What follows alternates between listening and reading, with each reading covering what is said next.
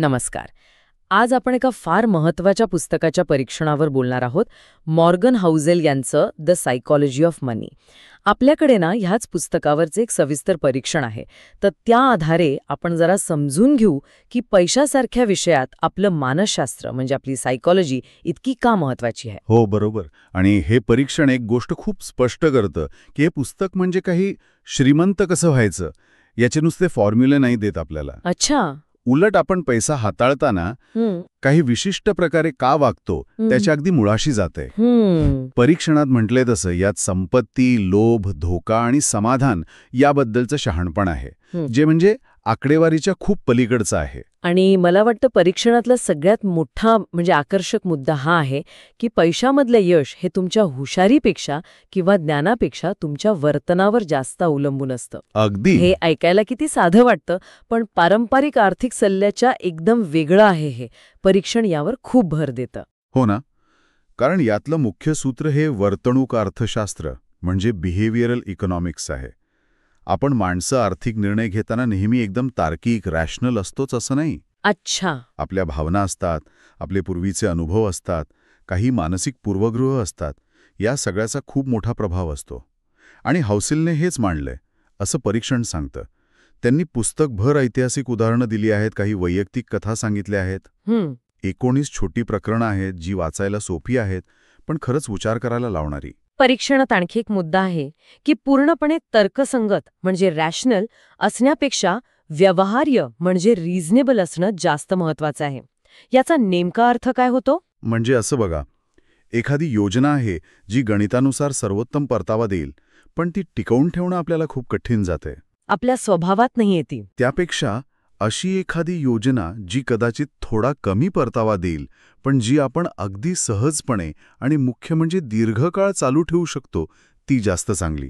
Review हेच म्हणतो की सातत्य म्हणजे कन्सिस्टन्सी ही परफेक्शनपेक्षा जास्त महत्वाची आहे. बरोबर. आणि याच विचारातून पुढचा मुद्दा येतो की गुंतवणुकीतल्या हुशारीपेक्षा किंवा टायमिंग साधण्यापेक्षा नियमितपणे बचत करत राहण्याची सवय जास्त परिणामकारक ठरू शकते. म्हणजे सातत्य महत्वाचं झालं, पण परीक्षणातनं नशीब आणि जोखीम म्हणजे लक आणि रिस्क यांच्या भूमिकेबद्दल पण सांगितलं आहे. आपण बऱ्याचदा यशस्वी लोकांना बघतो आणि वाटतं की सगळं त्यांच्या कौशल्यामुळे झालं. हो, आणि आपण नशिबाचा भाग साफ विसरून जातो. अगदी. हे परीक्षण आपल्याला आठवण करून देतं की प्रत्येक गोष्ट काही आपल्या कंट्रोलमध्ये नसते. नशीब आणि जोखीम या एकाच नाण्याच्या दोन बाजू आहेत. त्यामुळे यश मिळालं की थोडं नम्र राहायला हवं आणि अपयश आलं तर सहानुभूती ठेवायला हवे, स्वतःबद्दलही आणि इतरांबद्दलही. आणि याचबरोबर परीक्षण हेही सांगतं की पैशाशी संबंधित निर्णय हे खूप जास्त वैयक्तिक असतात. हे कसं काय?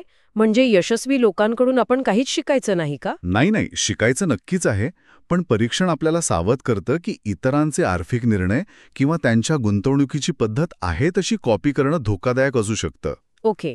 कारण प्रत्येकाचे अनुभव वेगळे, त्यांची ध्येय वेगळी, त्यांची जोखीम घ्यायची क्षमता वेगळी आणि नशिबाचा खेळ तर आहेच, जो प्रत्येकासाठी वेगळा असतो. बरोबर. त्यामुळे इतरांकडे पाहून निर्णय घेण्याऐवजी आपल्यासाठी काय योग्य आहे हे शोधणं महत्वाचं आहे. हा रिव्ह्यूचा सूर आहे. म्हणजे हे पुस्तक एक प्रकारे आपल्याला आरसा दाखवतं, आपल्या स्वतःच्या आर्थिक वर्तनाकडे, विचारांकडे बघायला भाग पाडतं. हो. चक्रवाढ व्याजाची ताकद असो किंवा मत्सर टाळण्याचं महत्त्व असो, परीक्षणात उल्लेख आहे की प्रत्येक धडा आपल्याला विचार करायला लावतो. म्हणूनच परीक्षण म्हणतं की हे पुस्तक असं नाही की एकदा वाचलं आणि ठेवून दिलं. ते पुन्हा पुन्हा वाचून, त्यावर विचार करून, मनन करून आपल्यात मुरवण्यासारखं आहे. याचा भर फक्त संपत्ती कशी वाढवायची यावर नाहीये, तर आर्थिक बाबतीत एक प्रकारची मानसिक शांतता कशी मिळवायची, जीवनात एक उद्देश कसा शोधायचा यावर आहे.